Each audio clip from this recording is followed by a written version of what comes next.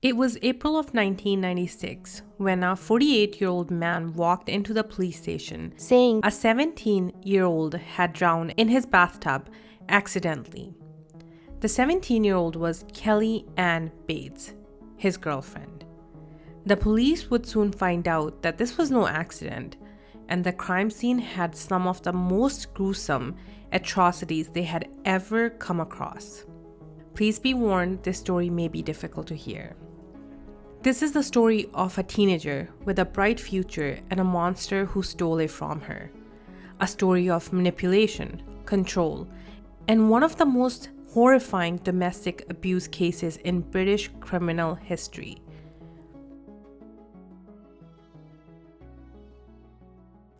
Kelly was born on May 18, 1978, Greater Manchester, England. She was a bubbly, athletic, and a cheerful person who was full of life. She was smart, she was outgoing, a girl who loved swimming and had dreams like any other teenager. Kelly was lucky to have a close-knit family. Kelly's parents, Margaret and Tommy Bates, absolutely adored their daughter. But at just 14 years old, Kelly met someone who would change the course of her life forever. Someone her family would later describe as pure evil. His name was James Patterson Smith. James Patterson was 48 years old when he met Kelly. He was more than 3 decades older. He was actually older than Kelly's father at the time. He was unemployed, living in Manchester, and had a long history of violence against women. Smith had previously been in relationships where he was physically and psychologically abusive. One ex-partner described him as sadistic. He met Kelly through a friend when she was only 14 years old. He began grooming her immediately, pretending to be charming, attentive, and romantic. It didn't take long for Kelly to fall under his spell. At home, she kept quiet about their relationship, likely knowing her parents would disapprove. And they did. When her mother, Margaret, eventually found out about Smith, she was horrified. But Kelly was already too deep in it. She believed she loved him and she would do anything to be with Smith. As the relationship grew, so did Smith's control over Kelly.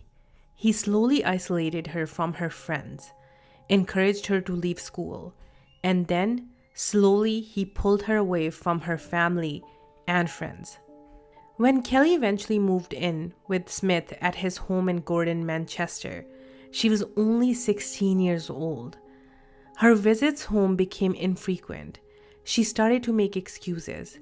Her parents grew more and more concerned, especially when they noticed bruises and cuts on her body.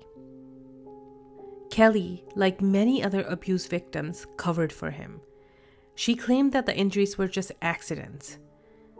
What Kelly endured in that house is almost unspeakable. In the final months of her life, the abuse escalated into something out of a horror movie. According to the forensic pathologist, Kelly had more than 150 separate injuries on her body when she died. And no, she didn't drown in the bathtub accidentally. The bruises, they weren't just normal bruises. She had burns on her thighs and all over her body, multiple stab wounds caused by forks, scissors, and even a spade. Her kneecaps were crushed, her hands mutilated, her ears, nose, mouth, all showing signs of sustained injury. Not only physical violence, she had been starved.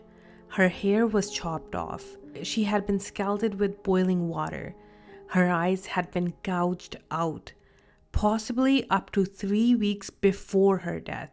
And yet, she had not received any medical attention whatsoever. James Patterson Smith tortured Kelly Ann Bates for weeks and maybe even months before finally killing her.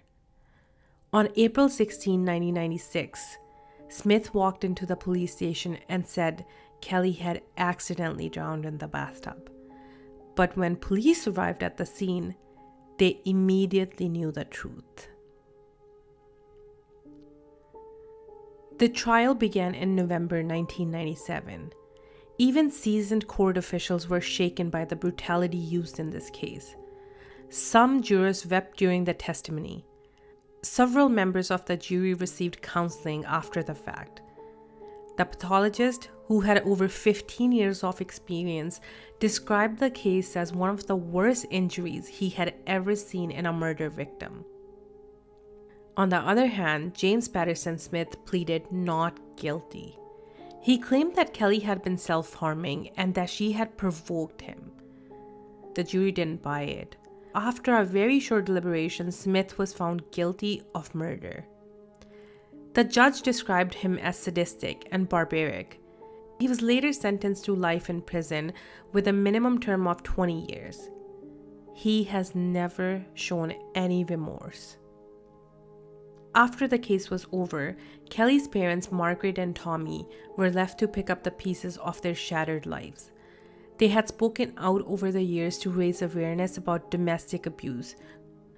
Kelly Ann Bates' story has since become a tragic example of how abuse can hide in plain sight and how dangerous predators often exploit young and vulnerable girls.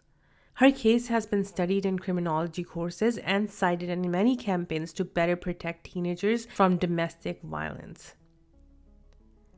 Kelly Ann Bates was only 17 years old when her life was taken in the most brutal way imaginable. Her story is heartbreaking, but it's also a reminder that abuse thrives in silence, in isolation, in control. Kelly's voice was silenced, but her story still speaks as a warning and call to action. This is True Crime and More, and thank you for listening to today's episode.